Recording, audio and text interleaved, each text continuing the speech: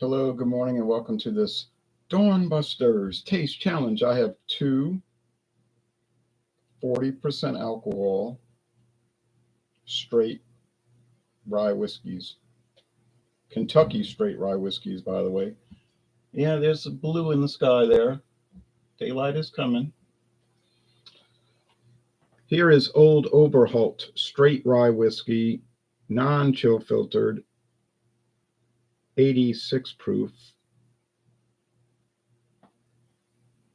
43% alcohol, introduced in 2020. The red cap, I call it, replacing the one that was before it up until 2020, the black cap, the 80 proof, chill filtered. This one's non-chill filter. I gotta add that to the notes actually right now. Let me add that. 86 proof, non-chill,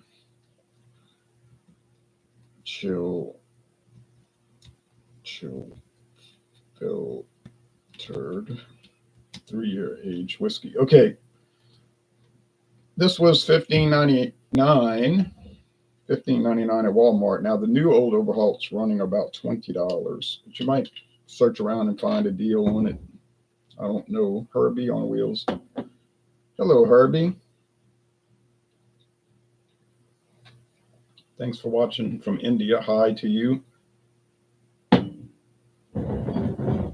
Make sure I got my glasses correct. Now, this is Knob Creek, introduced in 2012. Old Overholt in 1810, by the way. But the company got bought by Beam, Jim Beam Company, and they moved all the production to Kentucky over 30 years ago. So now it is a Kentucky whiskey, but they pay homage to the origins by showing the Keystone State emblem, Pennsylvania. And it says originated in Pennsylvania, born in Pennsylvania, but not currently made there. Now here's Knob Creek Rye, like I said, introduced in 2012, no age statement, introduced by Jim Beam Company, Beam, James B. Beam Distilling Company, more accurately, 100 proof, no age statement, so we know it's at least 4 years old.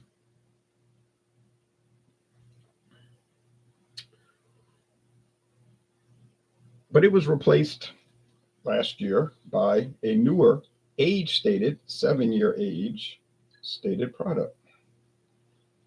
Same proof, but just an age stated.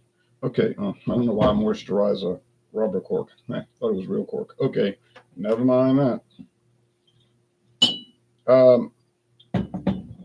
I believe, don't know for sure, but I think that Knob Creek and Old Overholt have the same basic mash bill, just about 51% rye, not much more than that. So barely a rye whiskey, but still legally a rye whiskey because the legal requirement is that it has to be at least 51% rye. The other grains don't matter. It could be corn, wheat, barley, stuff like that, or a combination of those. It's up to the company. But aged in new charred oak barrels for at least 2 years. That's a straight rye and no coloring or flavoring added. So if you want to make sure that the whiskey you're buying has no coloring or flavoring added, just buy a straight whiskey and it won't have that. Or bottled and bond, which is a type of straight whiskey, even more strictly controlled parameters. I had posted a whiskey bottle on Alcohol Exit is showing pending. Oh yeah, well, I'll get to that. What happens is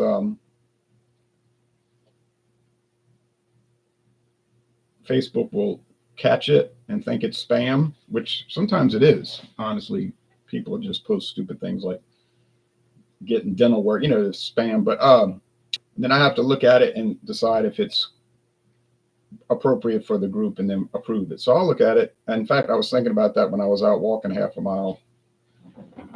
So don't fret over it. I'm going to check it out.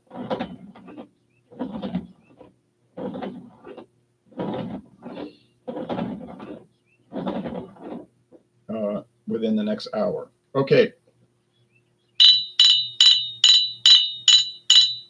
I'll put website links below, but these are not listed on the website because they don't exist anymore in production. I mean, you might find an old bottle on a shelf somewhere, like I did. Knob Creek, I got it in a discount basket for $6.99. Got 2 bottles, so that's 2 halves make a whole. $13.98. Yeah, that's the deal. But and I couldn't understand, why would you sell it so cheap? Then I found out later, oh yeah, because it's discontinued and they're just trying to dump it.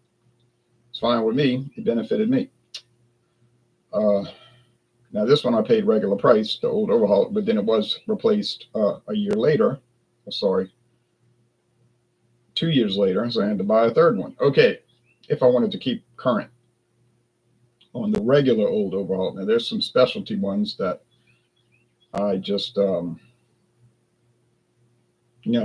really looking to get. There's a 114 proof, which you'll see from time to time. There's this A Overholt, even more specialty proof.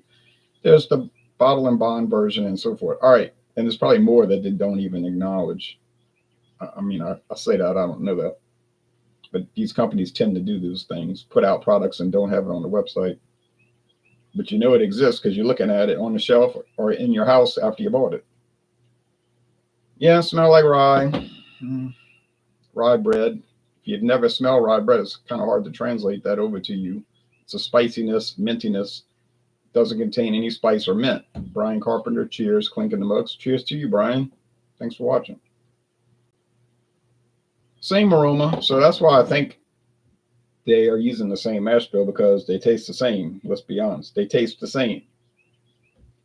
But one is 100 proof and the other one is watered down to 80 proof.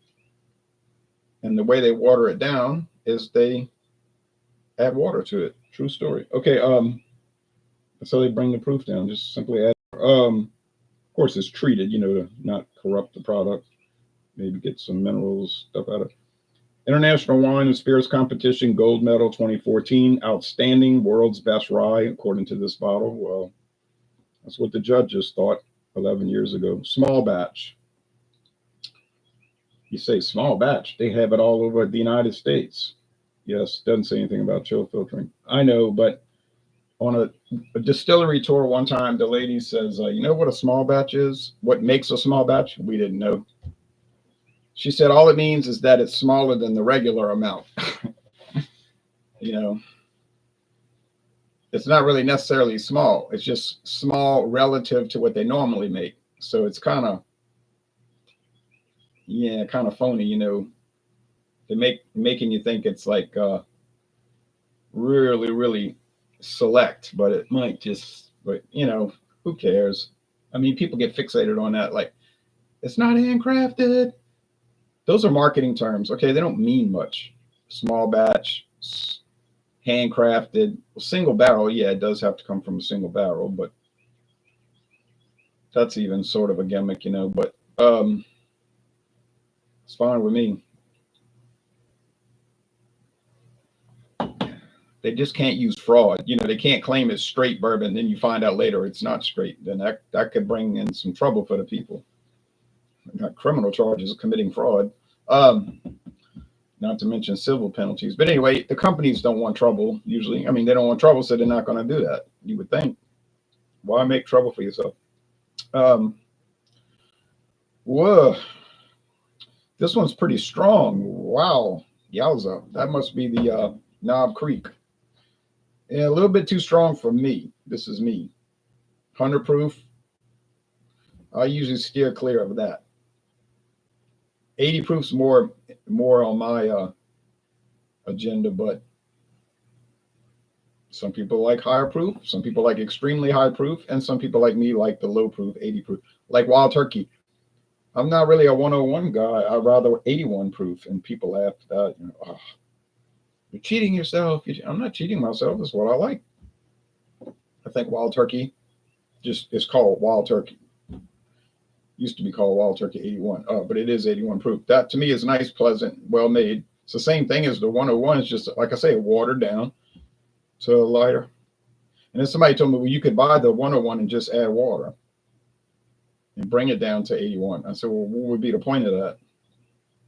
When I could just save save the $6 and have it already pre-watered, pre-proofed. Certainly not going to take me $6 worth of water to bring it down. That ice would do that. All right, so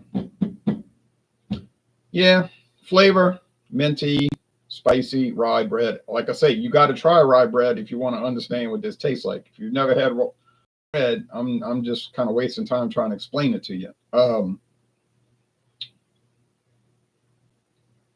One is stronger, one is weaker. Simple as that. Age, 3 years. The other one, maybe it is 3 years. Well, it has to be at least 4, though. We know that. So, forget what it has to be at least 4 because it got no age statement on the bottle.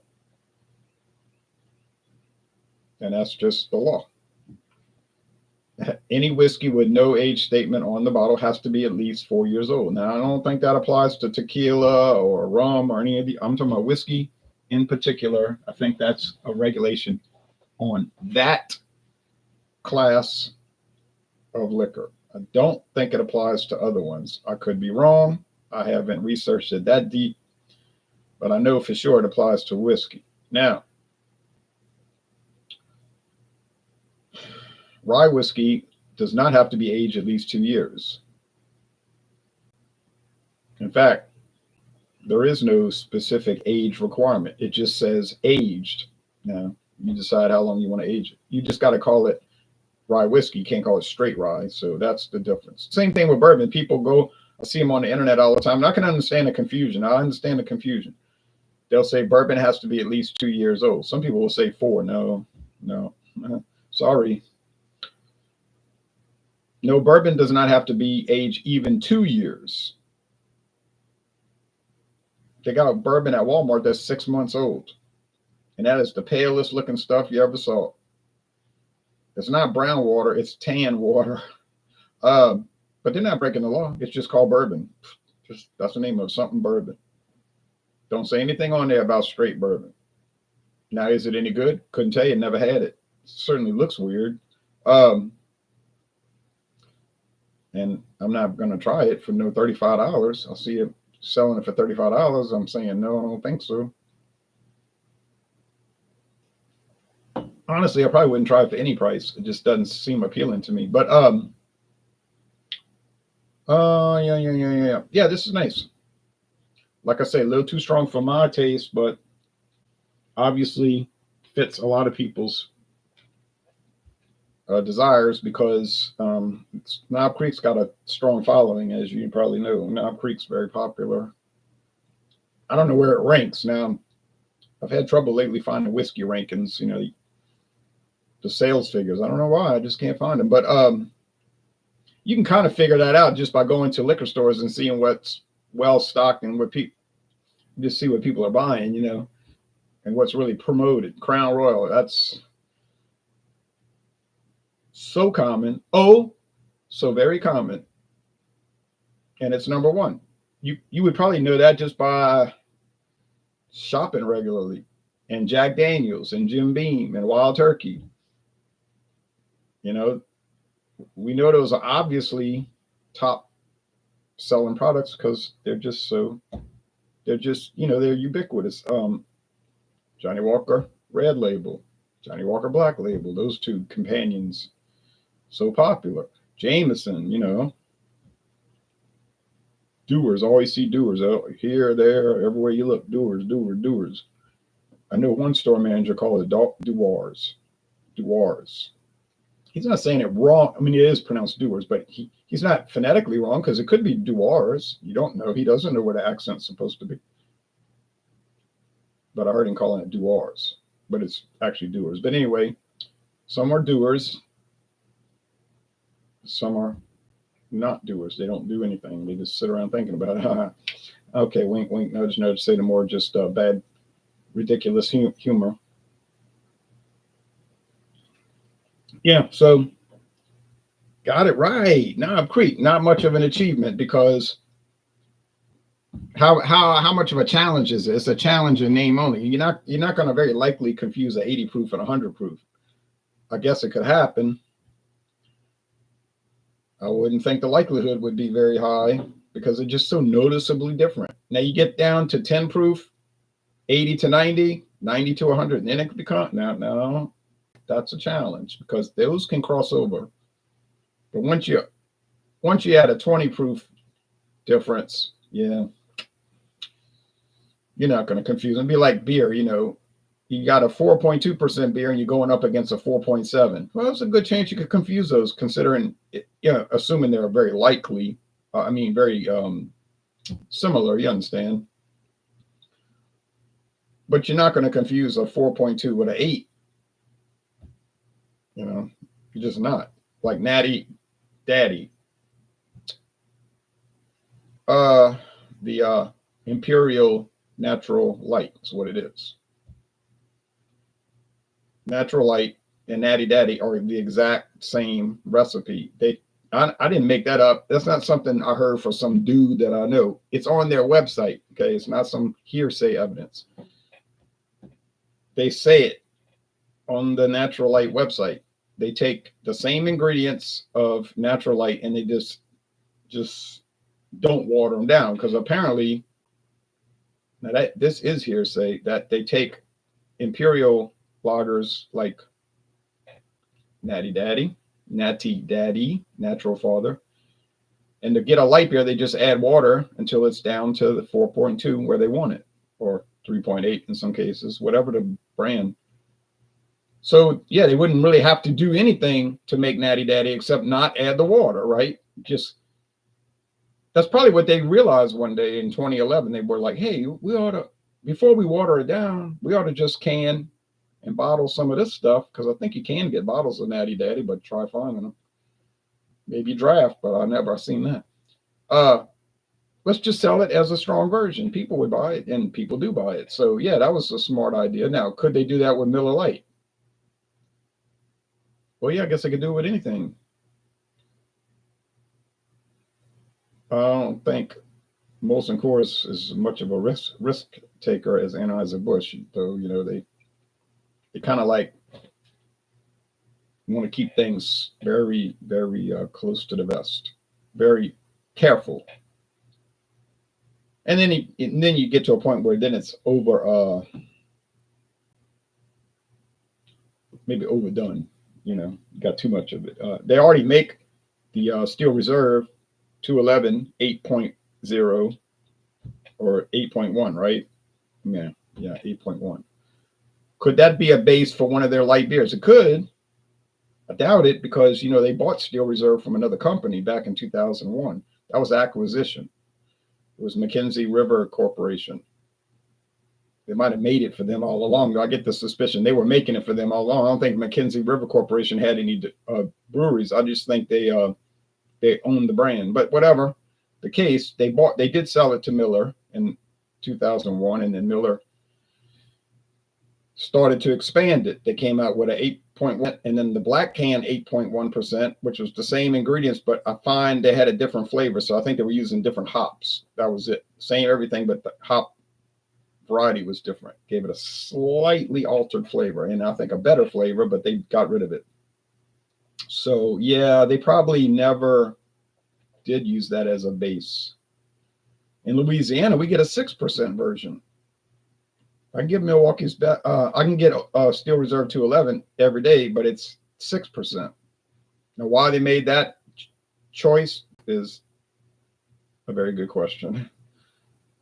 There's only apparently 2 or 3 states where you can find the 6% Milwaukee's, keep saying it, 6% Steel Reserve 211. So I've had most viewers around the country say, I've never seen that. So of course they never tried it because they never seen it. Kind of hard to try something you can't find. I said it's much milder and smoother than the 8.1.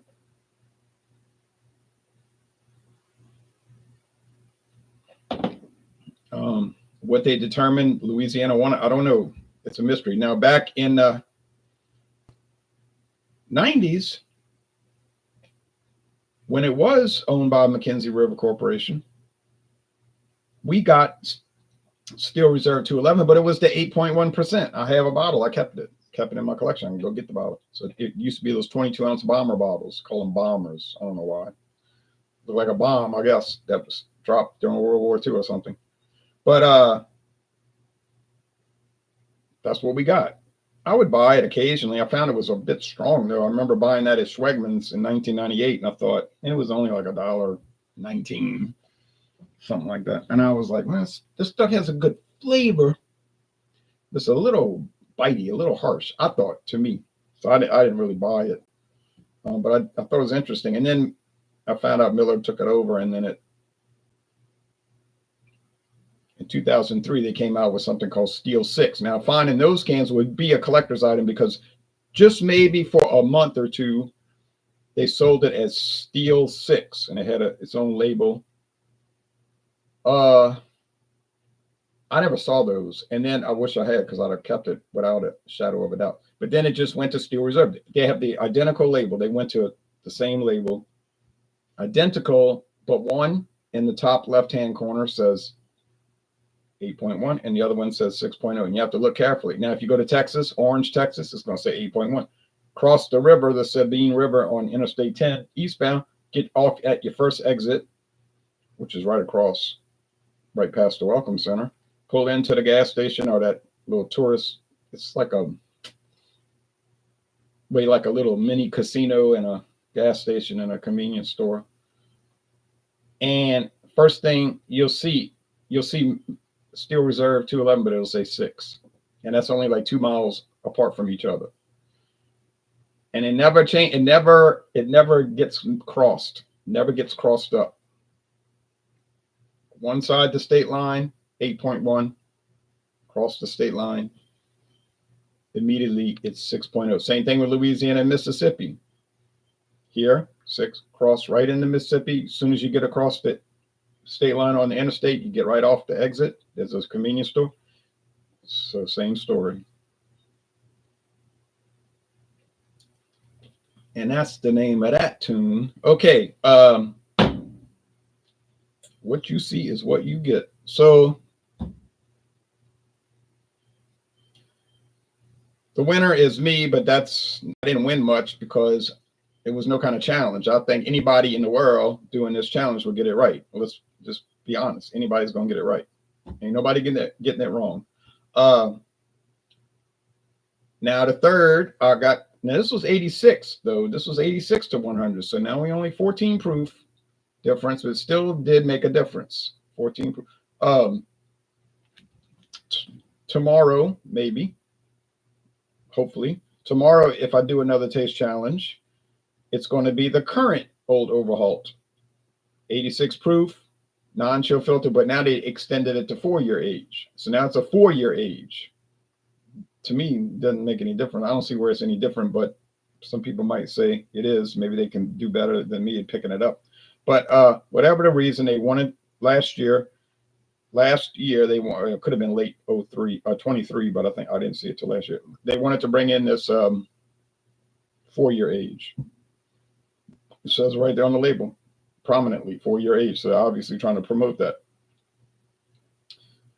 Yeah, it won't be a challenge. And then I've got, then it'll get more serious, because then I've got the Jim Beam pre-prohibition rye, which is no longer made for totally bizarre reasons. I cannot figure this out, because they really pushed that heavy, and then it just disappeared last year. Just suddenly was gone with no fanfare, and suddenly replaced with an 80 proof with nothing. There was no announcement. It just got switched in a flash. Shocking. That's 90 proof, so that's going to be more of a challenge. Then we got the Jack Daniels Tennessee Rye, 90 proof. That's going to be a challenge, but that suddenly disappeared last year in a flash. No one knows why. It was still on the website until early this year. There was still a website listing for it, but you had to use a back door to get to it. In other words, if you went straight to jackdaniels.com, you'd never find it. All right. But if you typed in on Google or Yahoo or Bing, whatever the thing you want to use, if you typed in Jack Daniels Tennessee Rye, it would come up in a search, and you clicked it, it would bring you to the web page. That's the only way you could get to it. and then that disappeared. Same thing with Ezra Brooks. You could still, or as of last time searching, Ezra Brooks had a 2-year age rye that came out about 2019, wasn't around long. And they had a Ezra Brooks blended whiskey. It was different grains blended together. And it was a white label. If you get on Ezra Brooks, you can't find it. You cannot find it. But if you use a backdoor by using an internet search, this was my experience, typing in Ezra Brooks blended whiskey or Ezra Brooks rye, it would come up and you could click on that and it would show it. So it's still posted, but only in a roundabout way. Isn't that strange? All right. So thanks for watching us. Like I said, it wasn't much of a challenge, but we'll move on. And once I get through all the beam brands, then we'll move on to Brown-Forman, in other words, Jack Daniels, and then on to Sazerac, very famous one that people track down all the time. We can still get it in Louisiana for $19, believe it or not. And then then we'll move on to all these independent ryes that I've got, independent companies that aren't really too well known, but they're out there. All right, y'all take care now. Bye-bye. Thanks for watching.